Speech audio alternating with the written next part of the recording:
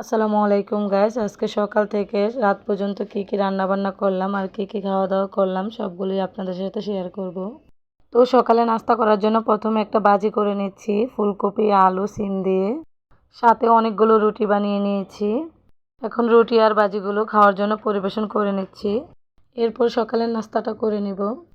রুটি ভাজি দিয়ে সকালের নাস্তাটা করে নিলাম। তারপরে চলে আসলাম দুপুরে রান্না বান্না করার জন্য।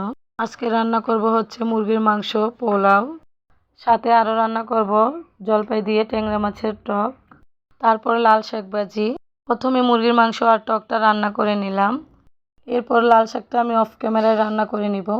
এরকম ছোট মাছ দিয়ে কিন্তু টক খেতে ভালোই লাগে, আমার কাছে খুবই ভালো লাগে। আপনাদের কার কার পছন্দ কমেন্টে জানাবেন। এরপর রান্নাবান্না শেষ করে দুপুরের খাওয়ার জন্য প্রস্তুতি নিচ্ছি। একটা বাটিতে মুরগির মাংস পরিবেশন করে নিয়েছি, সাথে লাল শাক ভাজিও নিয়ে নিয়েছি, সাথে পোলাও নিয়েছি, গুঁড়া মাছের টকটাও নিয়ে নিয়েছি, সাথে সালাদও নিয়েছি।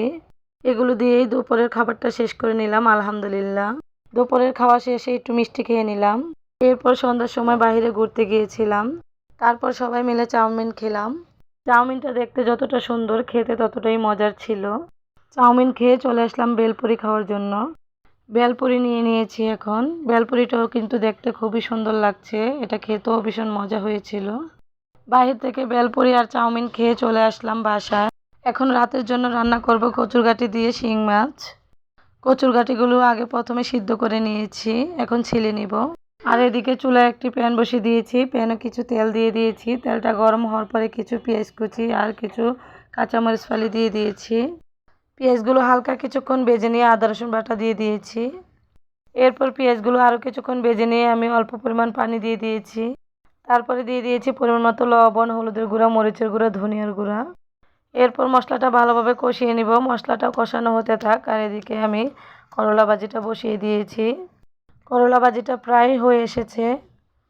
এখন চুলা থেকে করলা ভাজিটা উঠিয়ে নিয়ে চলে আসলাম আমি মশলাটা কষানো হয়েছে কিনা দেখার জন্য। এরপর মশলাটা ভালোভাবে কষানো হয়ে গেছে, এখন আমি দিয়ে দিয়েছি কচুরগাটিগুলো। এরপর কচুরগাটিগুলো ভালোভাবে কষিয়ে নিব। কচুরগাটিগুলো কষিয়ে নিয়ে দিয়ে দিয়েছি পরিমাণ মতো পানি। এরপর একটা ঢাকনা দিয়ে ঢেকে কিছুক্ষণ রান্না করে নিব। কিছুক্ষণ পর ফিরে আসছি। এখন আমি বেজে রাখা মাছগুলো দিয়ে দিব। মাছগুলো দেওয়া হয়ে গেলে নেড়েচেড়ে আবার একটা ঢাকনা দিয়ে ঢেকে 5 মিনিটের মতো রান্না করে নিব। ফিরে আসছি 5 মিনিট পর। এই পর্যায়ে দিয়ে দিব ধনিয়া পাতা কুচি। ধনিয়া পাতার কুচির পরিমাণটা একটু বেশি দিবেন, তাহলে খেতে অনেক বেশি মজা হবে। এরপর কচুরগাটিগুলো 2 মিনিটের মতো রান্না করব, আর বেশিক্ষণ রান্না করব না। আশা করি আমার ভিডিওটি আপনাদের কাছে ভালো লাগবে। ভালো লাগলে লাইক, কমেন্ট এবং শেয়ার করে দিবেন। যারা যারা ইউটিউব থেকে দেখছেন তারা আমার পেজটিকে সাবস্ক্রাইব করে রাখবেন, আর যারা যারা ফেসবুক থেকে দেখছেন তারা আমার পেজটিকে ফলো দিয়ে রাখবেন। আজ এই পর্যন্তই। সবাই ভালো থাকবেন, সুস্থ থাকবেন। আল্লাহ হাফেজ।